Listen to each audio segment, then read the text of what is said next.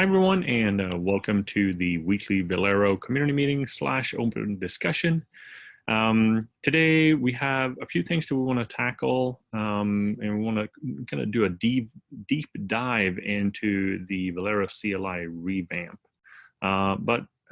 First off, let's do some status updates. I'll share my screen per usual so you all can see the agenda here. Voila. So first off, we have Steve.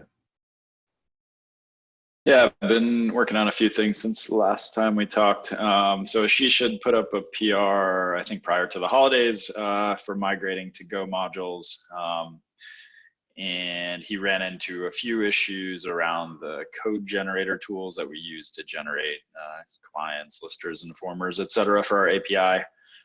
So I sort of connected with this work at the beginning of last week, I think, or sometime last week.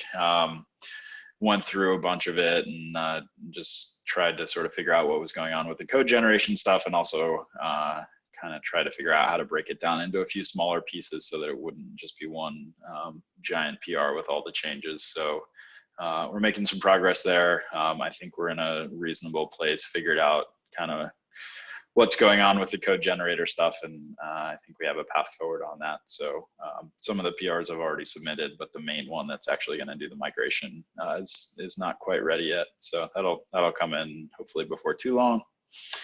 Last week, I know we were talking about final review on the MultiArch Docker support, so that got merged last week.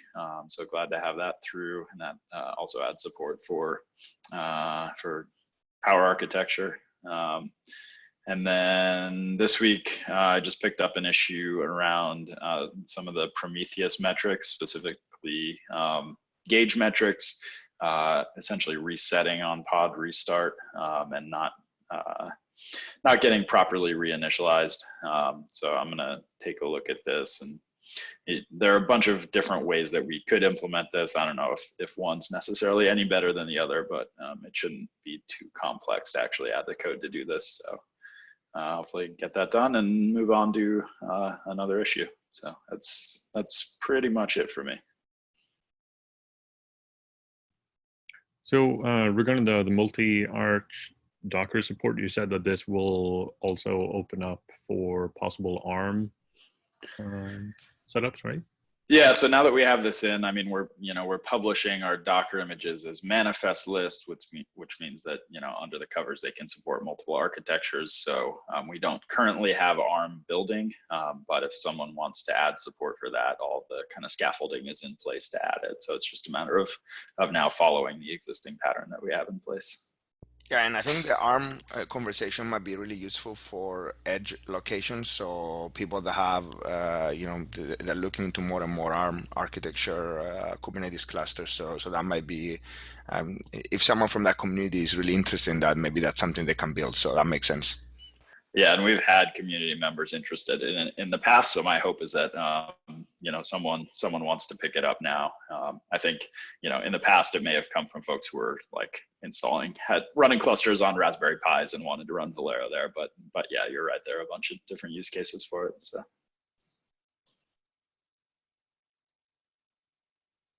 And we recently moved over to Docker Hub for those container images, and I see we've gotten a ton of downloads on those, which is pretty awesome as well. So yeah, I really like that we now have stats for these downloads. So that's great. Yeah, it's interesting to see the order of magnitudes, and we can look across our different plugin images as well and get a sense of relative popularity of different platforms. So it's useful. That's actually really cool. Yeah, we can see the GCP one is more than double the Azure one. Yep. And AWS is even more. Yeah. We have an ECICD that also picks up this. The reason I'm asking is on Harbor, that says like 1 million downloads because our CI/CD systems pick it up as well. Yeah, I mean, my understanding is that this is basically any pull of the image. So that certainly our CI triggers this, and if pods are being rescheduled in a cluster, it's going to increment the counters here. So you can't put too much stock into the absolute number, but yeah, it's good to know though. Do you know if Red Hat also has CI, and do they pull Velero as it is, or did they replatform it, or basically vendor it in? I would guess they have their own builds or their own images, but Probably. I'm not totally sure. Got it. But yeah, useful numbers nonetheless. Cool. Any other questions, comments for Steve? All right, Nolan.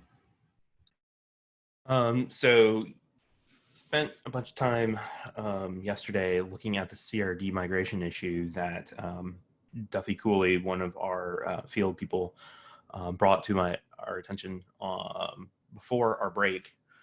It turns out it's a little bit more serious than I first thought.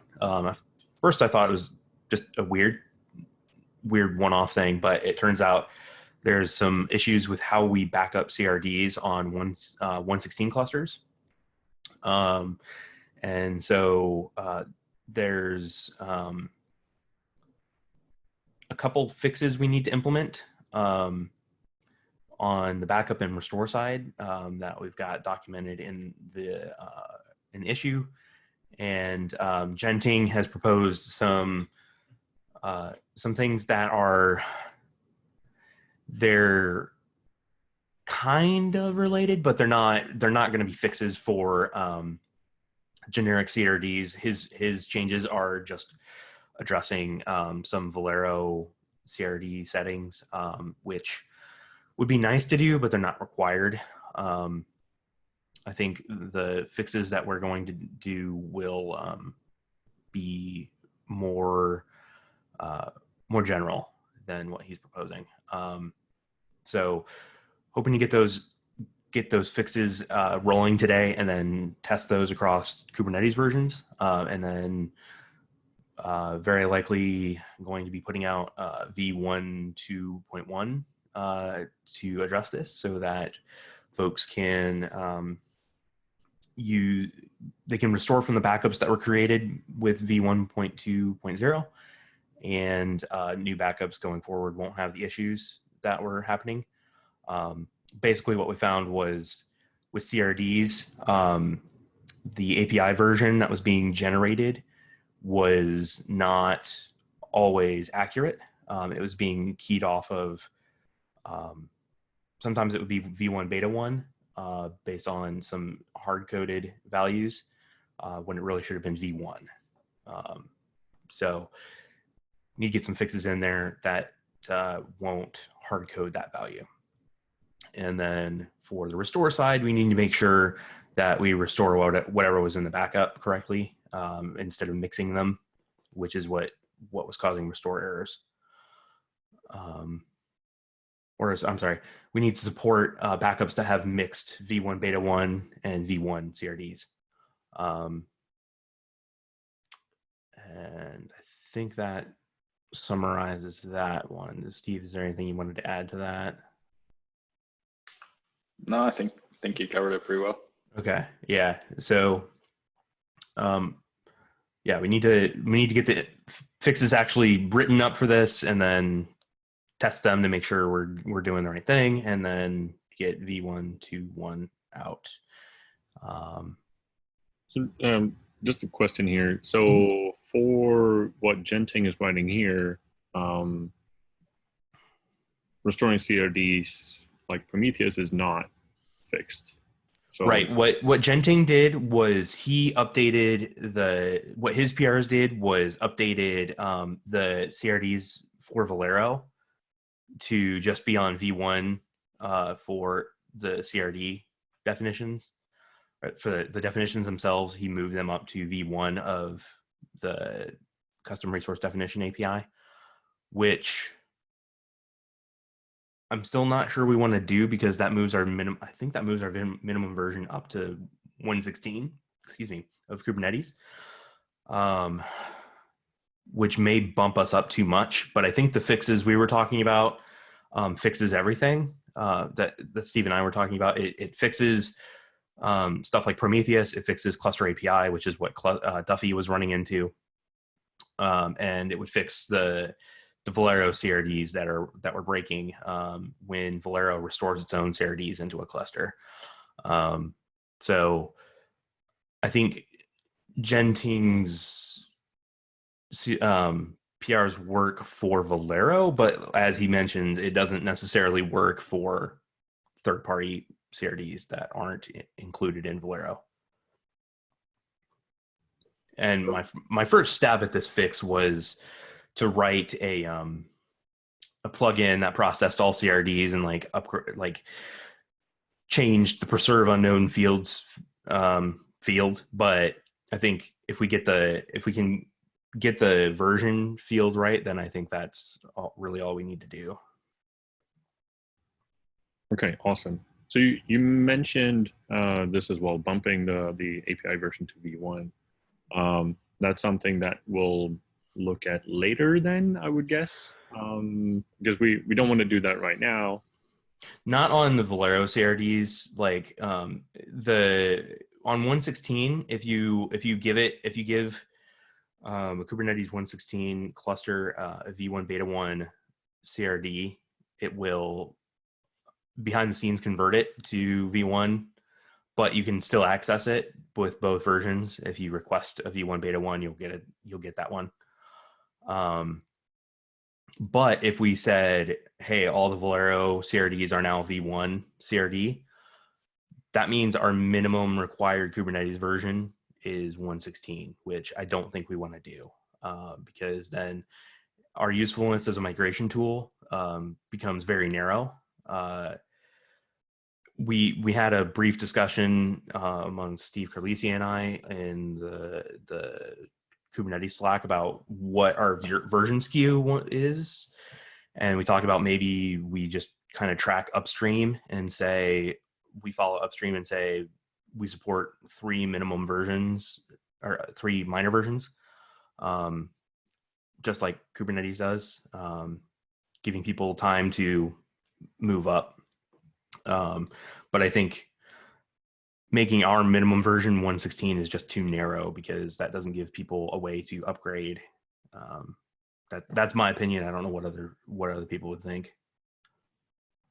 Yeah, I agree. And I mean, I think in this case, the fix that Genting has up doesn't really add a lot of value until the V1 beta 1 API version is dropped, which will happen at some point in the future. I don't know when, but because of the conversion, the conversion logic that exists, it's sort of fine if we continue to create those through the V1 beta 1 endpoint, because they're automatically converted. There is some different validation depending on which version you create through, but yeah, I agree that we can't drop support for pre-116 clusters yet. That's way too soon, and we've never been that aggressive with our version support. We could add code to check which API versions exist in the cluster that Velero is being installed into, and use essentially the server preferred version when we're actually doing a Velero install. That's probably a more appropriate fix here, but is obviously more complex code-wise than just kind of hard coding one version or the other. So do we have a support statement? And I think that this question is more to Michael, maybe. Do we have a support statement for how many versions back we support? We're talking about 3. Yeah, we don't have that specifically for Velero. But generally, we in this case, we probably want to stick to whatever Kubernetes is supported, right? So if a Kubernetes release is supported, then Velero should support it as well. Yeah, and we've always had support for many versions in the past. I mean, for a long time we supported all the way back to 1.7. I think more recently we made some changes that bump it up to 1.13, but still, we're supporting 4 minor versions.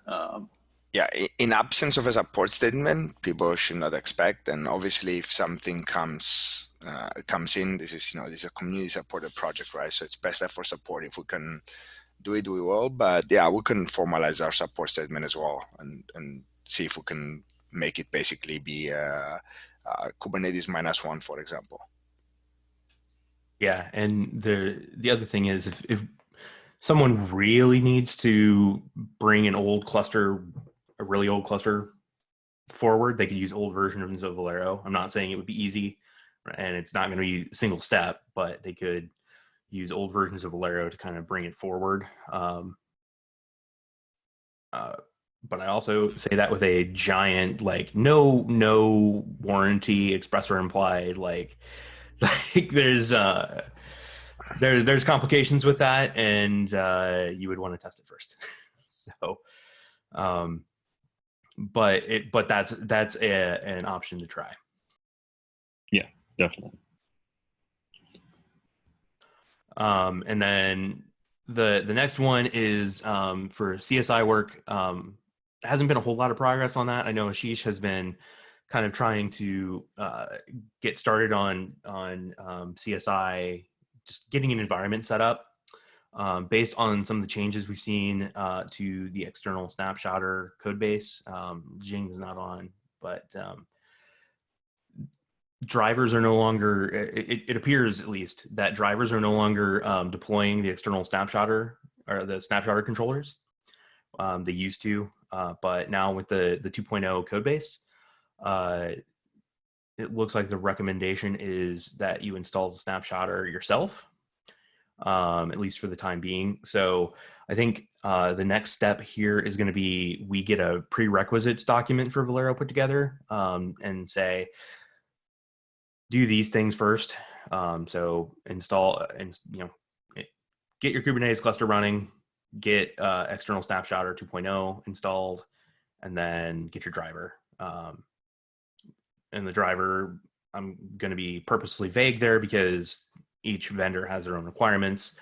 But Ashish is currently in orientation this week. So my hope is once we get this, the issue 2159 figured out, then I can move on to doing this this prerequisite document, and then maybe work with Ashish to iron out any kinks in it, and then we can start rolling on actual CSI implementation. Nice. That's pretty much my update. Any questions, comments for Nolan? All right, then let's dive into Carlisia's CLI revamp. Demo. All right. Demo. So next iteration, no pressure. So we can, I think, just jump to the discussion topics. There is lots more to think about as far as any potential CLI improvement. But I think this that I listed here would be the most fundamental and maybe would dictate other changes as well. And this is based on mostly on the way I think about the system and what I think I know will make it easier for me to understand intuitively without having, so the purpose here is to, how can I make the CLI look, be more intuitive so that users wouldn't have to rely so much on the documentation. It definitely works now, but I think it could be more intuitive. So I am suggesting 3 things here. The purpose is to get any strong opinion, either yes, we love this, or no, that doesn't sound right. Because what I really have to do is write up any concerns, because now I'm just sort of gonna wave my hands a little bit and talk about it. So we have the concept of provider that is all over the system, is all over the documentation, and it's all over the CLI. And I think if we change that to the concept of the plugin name, and allow the plugin to reflect what provider that plugin is for. For example, naturally, the plugins that we maintain, for example, the AWS, we name it AWS, so it's obvious that plugin is for AWS. So people will have to name their plugins in a way that it will be obvious what the plugin is for. But as far as the system is concerned, we will not refer to what we refer now as provider. We would refer instead to the plugin name. I think eliminating this word provider will make things more clear. It will make it so we understand what we're really, I mean, technically what we really are using is the plugin name. It's just, we just calling it a provider. I think it makes it hard to understand that there is a direct link to that plugin name, and the plugin name, the plugin is actually what is doing the work. Comments?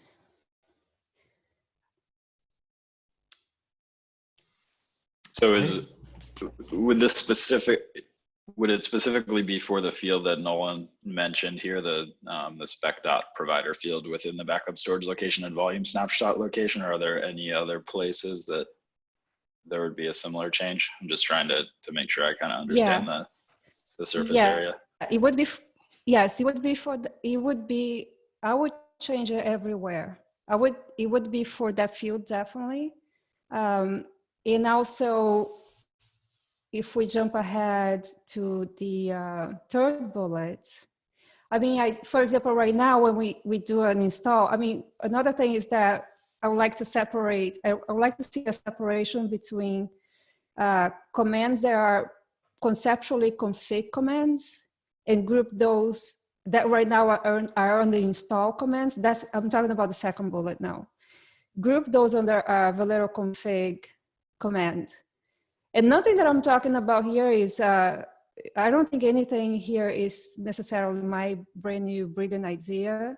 I'm mainly grouping a lot of ideas that other people have talked about, myself included, but this is a compilation of things that we talked about before. So no, I don't want to take credit for any of this, but I think these are things that make sense. So group commands under a config command instead of install, especially because when I think about an install, is a one-time thing. You install and that's it. But our install command essentially works as what I think of as a config command. For example, I can install Velero the first time, and then if I want to update any of those configurations, I can run install again and you update.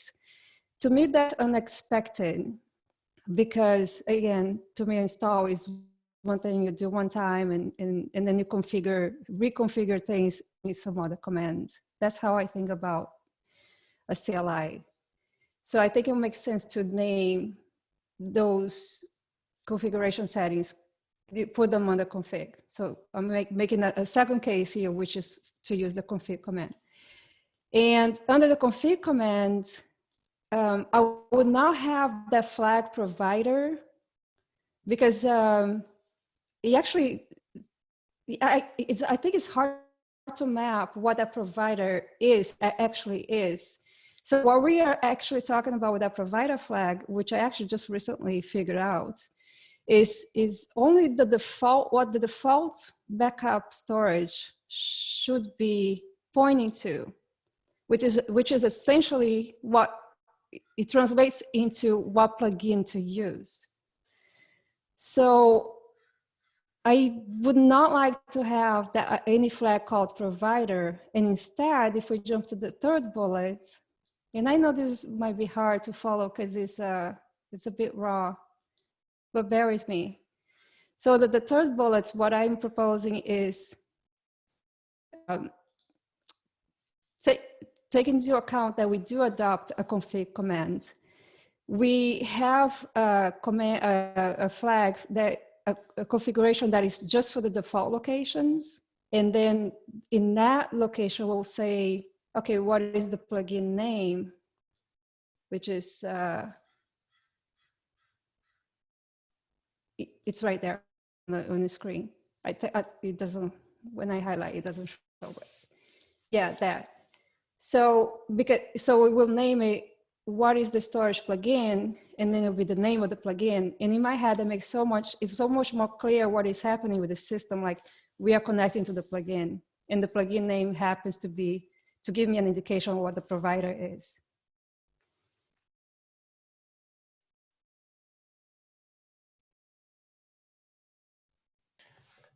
Yeah, I agree with dropping the word provider and just swapping that out for plugin.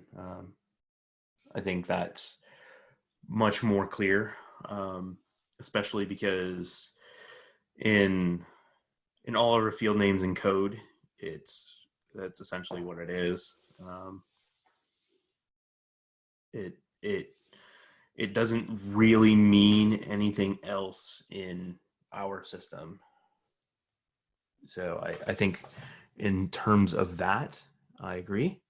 And having a separate config command, I think, is also valuable. I think I've heard from folks that having the option to do config on install so they can just have one thing happen is nice, but I can see, like, for them, maybe they just do Helm. So I'm not sure on that part. Yeah, can I address that? Because the answer to that question, like, what do we optimize for? We need to know what do we optimize for, because knowing the answer to this question of what should we optimize for majorly will dictate the choices we make for any CLI improvements.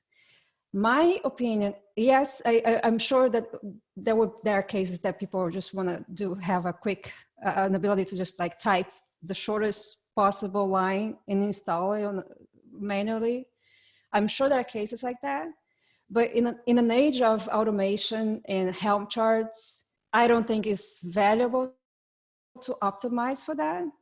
I mean, people can just copy and paste things if they need to, but they should be automating. Most people who are seriously using a system like this, they will be automating. And once you're automating, the things are there. If it's short or long, it really doesn't make much of a difference. You set up once and that's it. So I personally think because of that, we should optimize for understanding and making it more intuitive rather than making it short. Yep, that's fair. Yeah, and like I said, if they want to do it all in one shot, Helm exists. Yeah, I much rather people look like type help on a CLI and have an intuitive idea of what the system can do and how things connect, rather than having the convenience of being able to install with a very short line of list of commands. Right, and realistically, it's not even a short, and the install command with configuration isn't even short. It's one command versus two. But it's not a short command. It's a long. It's a single line, but it's a long line. And if you really cared about it being one line, you could just put ampersand and make it one line. You do Velero install, all your options there, and then and Velero config, and make another long one-liner. So so I think I'm in agreement there. Put both lines on the script, and right. There are so many ways to make it easier. Yeah. So I think I'm in agreement there. Yeah, I definitely agree that splitting out the two commands makes sense. We need to figure out what that flow looks like and what the implications on the back end are. But conceptually, yeah, I agree that makes sense. On the provider versus plugin name thing, I don't have any fundamental opposition to it. I think that's fine. We'll just have to go through the, proper API field deprecation steps. So, and then do you want to get into? Go ahead. No, I just want to add one more. I think one more argument for this idea. So right now it looks like we have to set up both a plugin and a provider. It's not intuitive at all that those are the same things. So I think it's going to be a really good change. Anyway, go on. Do you want to get into the details of the config commands? I'm not sure kind of what level of detail you're looking for feedback on right now. Or is there a document that I should put detailed comments in? No, but I'm going to open a PR with the design proposal just for this part and ignore everything else that's on that issue list. Because I think this means, and everything else, this is doesn't depend on anything else on that list, I don't think. With the anyway, provider versus plugin name thing?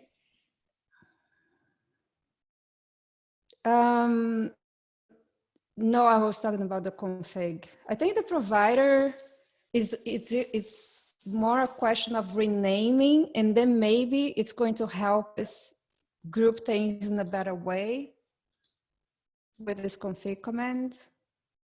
But I don't think, I think it's mostly going to be a matter of renaming and changing the documentation.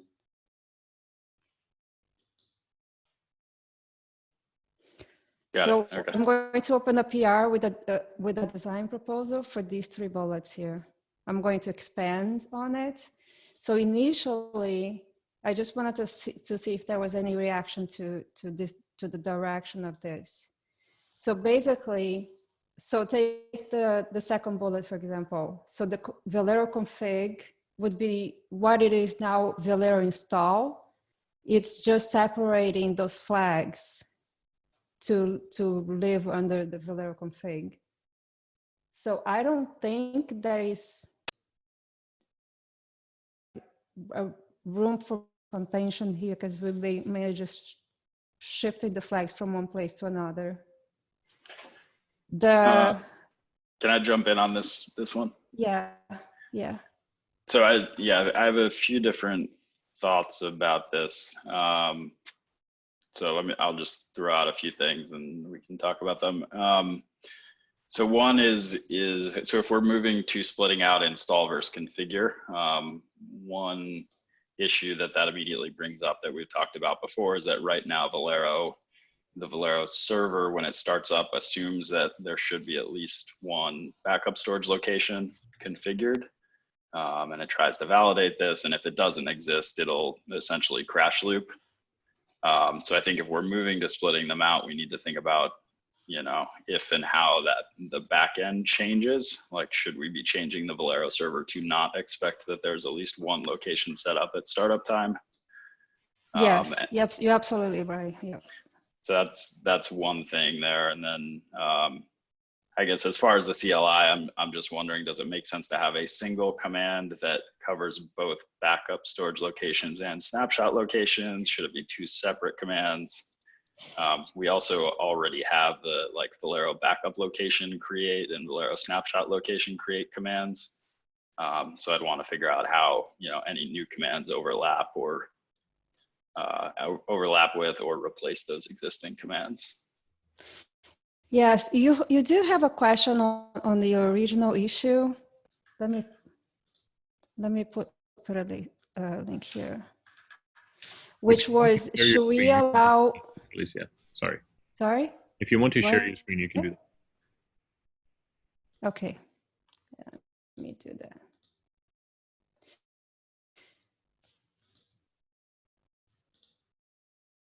All right.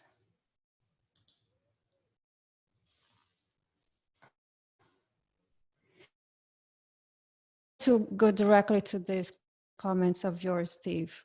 Your comments was, should we allow users to arbitrarily create different combinations of backup and snapshots locations? I think the answer to that is yes. So that's something that I will write up on the PR together with this stuff, so we can think about it and comment on.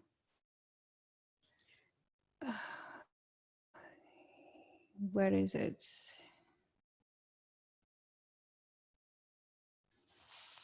Sorry, I'm trying to find.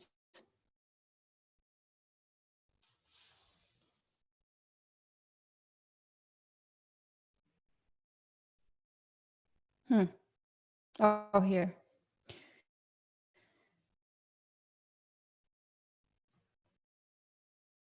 the Velero, no. Are you talking about Okay, the second bullet there? Yes, thank you. So should we allow the configuration of our arbitrary backup storage and volume snapshots combinations? I think the answer to this should be yes, because I can be working with backing up this cluster over here, and then I might want to back up the actual, store the actual backup in a cluster somewhere else. So I think the answer should be yes. Yeah, I think just to clarify that comment, I think that was specifically around the Velero install command. So I think if we're moving the configuration stuff out of Velero install, then it's kind of not relevant anymore. Okay. Because like you can already create any combination of BSLs and VSLs in your server using the Velero backup location, Velero snapshot location create command. And I think I completely agree that we want to continue to support that. But as far as adding that support to the Velero install command specifically, I think we're saying we're not gonna support configuration in the Velero install command. Mm-hmm. Yeah, true. Okay, so I think we've moved on from that. I forgot what we were talking about that.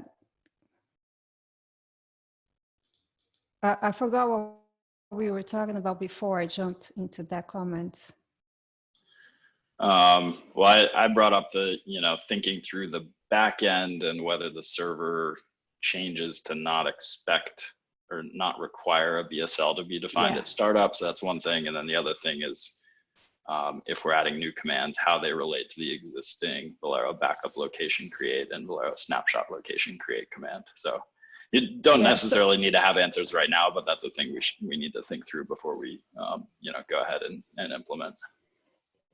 Yeah, so my hand wavy comment to that is, I think, so the server should definitely, I think we should have, I have to, my write-up is going to need to be more extensive. The server, we should have the status commands, which also not my brilliant idea. Somebody else brought this up way before I even joined. And we talked about this few times. So we should have a status command for the server to know, is the server good to go as far as doing backups, which means, is there at least one backup storage location to back up to that is valid? Another thing that I thought about was, let me make this bigger. There is a status on the, let me see if it's recently here. There is a status on the backup storage location CRD, but I was looking at it and it didn't tell me any, I don't know, it didn't feel like it was showing any useful information. But I think we could, the storage location and volume snapshot location that would say, okay, this, actually that would not work. At any rate, I don't think that would work because we don't want to be trying to connect to those frequently to make sure that the connection is live. I think it's just a question of having a status command that people can check if the server is good to go. Yeah, and those, if I remember, when we were defining those locations, I think the status was, the intention at the time anyway, was to have the status for like when we were going to do replication and syncing and stuff across those. That's why we put them there at the time. We can use them for whatever now, but that's why we put them there at the time when we were making them. Yeah, as ideally, when we would do a get on the locations, there would be a fifth column there with a status saying this is functional. You can back up to this, which ultimately what the server status will need to report is if at least one of these, if we talk about just the backup location, of course, there's also the volume snapshot locations, but the server would scan this, and if there is at least one that's good to go, the status is, okay, you can create backups. Yeah, I like the idea of having a kind of a periodic health check there or config check. And that's, that's the thing I was referring to, that we do it at server startup time for any backup locations that are configured at that time. But if new ones are configured later, they never get checked. And then there's also no ongoing kind of periodic recheck to ensure that each location can still be connected to and is still valid. So I definitely like the idea of kind of having that be an ongoing kind of controller style check. And, I think we've talked about adding backup storage location controller and a volume snapshot location controller that could handle that kind of thing and react as new locations are created or as they're edited. Yeah, definitely a plus one. So we could have that. We could have a fifth column here then. Yeah. Question: the default backup storage location flag. Let me do it right here. Hey, Khaleesi, can you zoom in a bit? Yeah. It's a little more visible on the recording.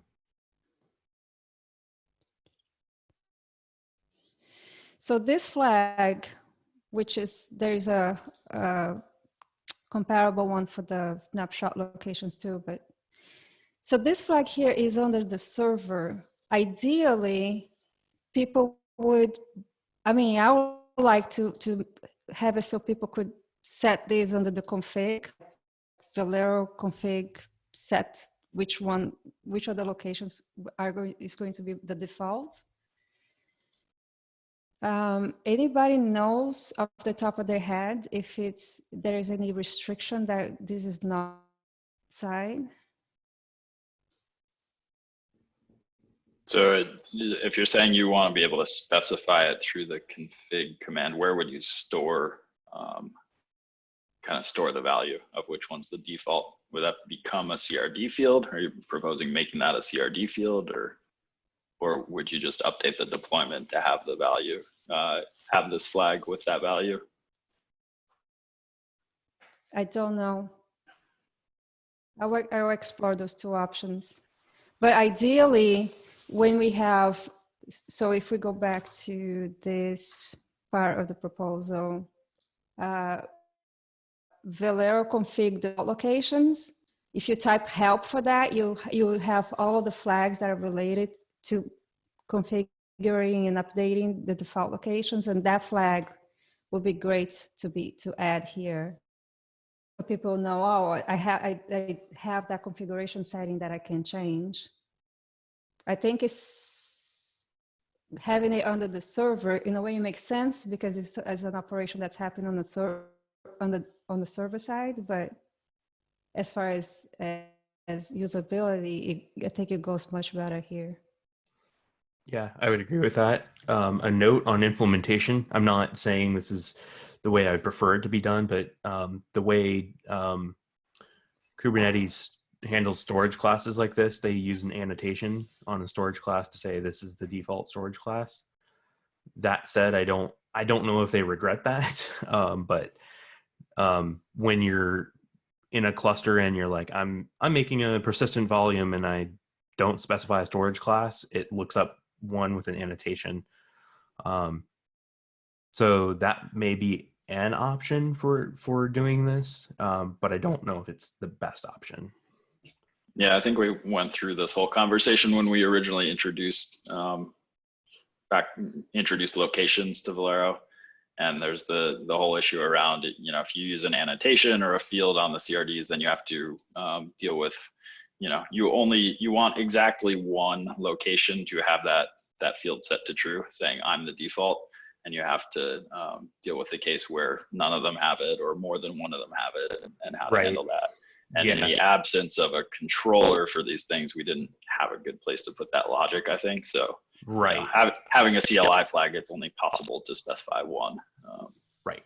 But sort of works around that. with this work, if we're introducing a controller and a new command, may be possible to get around that. But just throwing it out there, not saying it's a good idea necessarily, but just that I don't even know. I'm assuming Kubernetes has logic that helps mitigate that. But that's also more logic that is more complicated than having a flag that naturally restricts it to one. So.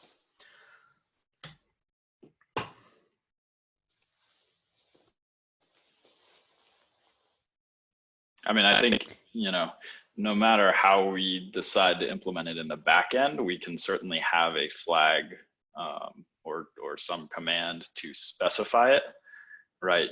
And you could, even without changing the flag to the Velero server command, you could just have that config command actually go and update the Velero deployment YAML to specify the CLI flag. So like, it doesn't have to be an either or. I think there's right. What the front end looks like for the user, and then what the back end looks like, and they're two separate things. Yes, I would agree with that. Yeah, so I would agree that the command should exist, and then how the command works, we can decide later, like whether it updates the deployment and bounces it, or it updates an annotation, or it sets something else that we can hash out later. But I like having a config that we don't have to tell a user to go mess with a bunch of YAML directly themselves.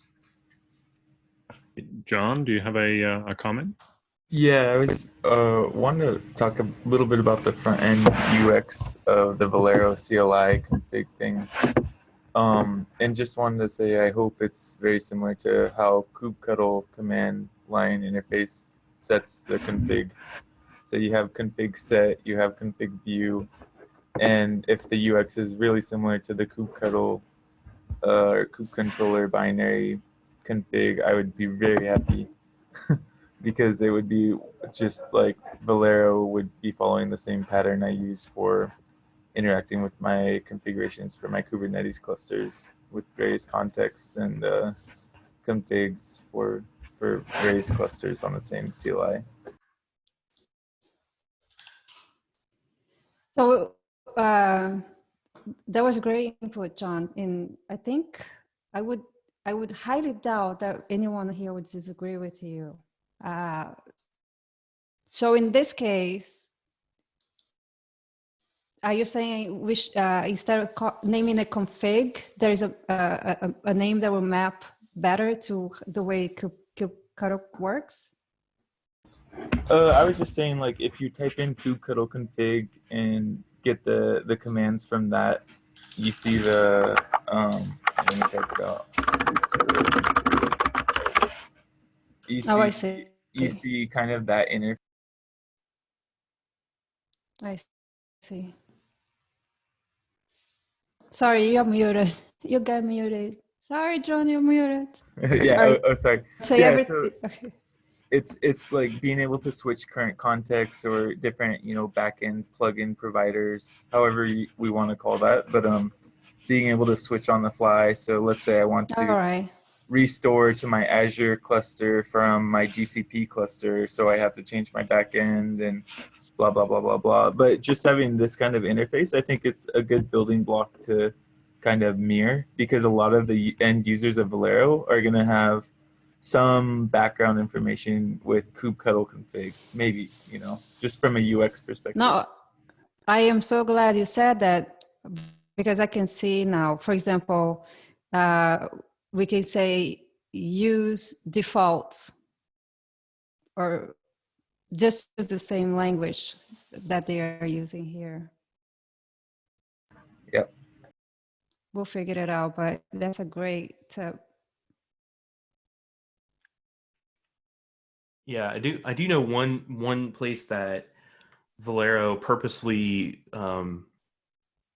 split from the way kubectl works is most places, not all. Downloads one that constantly annoys me is we flip the verb in the noun, so we let you do it either way. Kubectl makes you put the verb first, so kubectl get CRDs. Whereas Velero, you can do Velero Git backups or Velero backups Git. So Velero like purposefully breaks some of that, but I think it's a good point that as much as we can mirror kubectl, that's probably a worthwhile thing. I think one thing we'll have to keep in mind here is, with the kubeconfig or the kubectl config command, most of these are kind of client-side config settings, right, that affect which cluster you're connecting to. With some of the Velero stuff, it's actually server-side configuration, so we'll need to keep that in mind and kind of make sure that that those patterns make sense when we're talking about a server-side config that affects more than one user. But I definitely think taking inspiration from this where we can makes a lot of sense. We have Velero client config now, I think. Right, it's for basically specifying the namespace if you're using an alternate namespace. Yeah, we have like 3 settings that go in there now, but I forget what the other one I put in there was, but it's mostly flags. Namespace, feature flags. Yep, it's namespace and feature flags, but yeah. But as far as like if you're changing a default backup location, for example, that probably wouldn't be a user specific thing. That would be a global server level setting. So just need to make sure that things make sense there.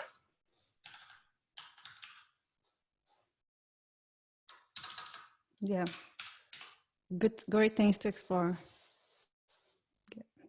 Yeah, and I think like the client config stuff, that like when I was putting the feature flag stuff in there, that was one of the first things Andy had added. So some of that code was really old.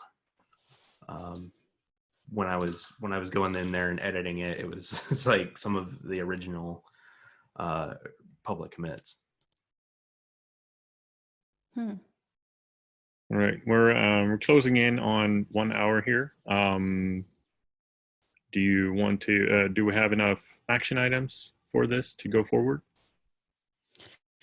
The action item is I will put a PR scoped to just this both the sub of provider to plugin name and Velero config and all the implications.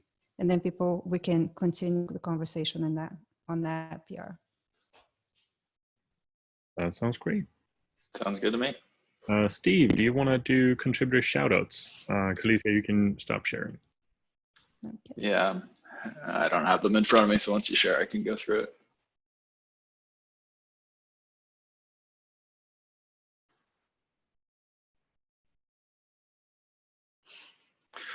All right. Pulled these from the main Velero repo, so if anyone has any other shoutouts they want to throw out there from other repos, please do. So we had 2 PRs come in the last week. The first one was another one from Genting to basically change our code to not log errors if CPU and memory requirements aren't specified for the restic restore action and the restic restore helper container. So it's basically changing the code to differentiate between requirements that aren't specified versus invalid requirements. So this just helps make the logging more intuitive and not have error messages popping up for things that really aren't errors. So appreciate that fix. And then the second one is from Prajio Parab, who has been working tirelessly on the MultiArch and the Power architecture support for Docker.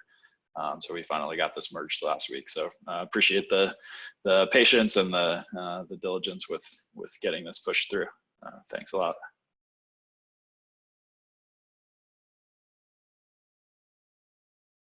You're muted, Jonas. Sorry.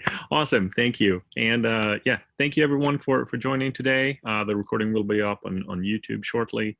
With that, have a fantastic week, everyone, and we'll see you next week. Bye. Bye, everyone. Thank you.